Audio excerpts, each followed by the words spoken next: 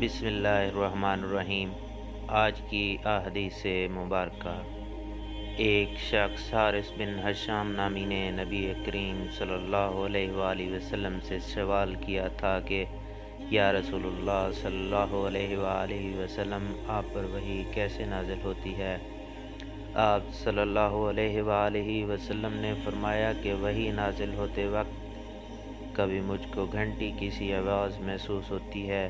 اور وحی کی یہ کیفیت مجھ پر بہت شاق گزرتی ہے۔ جب یہ کیفیت ختم ہوتی ہے تو میرے دل و دماغ پر اس فرشتے کے ذریعے نازل شدہ وحی محفوظ ہو جاتی ہے،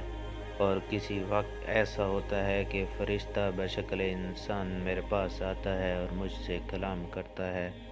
بس میں اس کا کہا ہوا یاد رکھ لیتا ہوں۔ عائشہ رضی اللہ تعالی عنہا کا بیان ہے کہ میں نے سخت کڑاکے کی سردی میں نبی کریم صلی اللہ علیہ وآلہ وسلم کو دیکھا کہ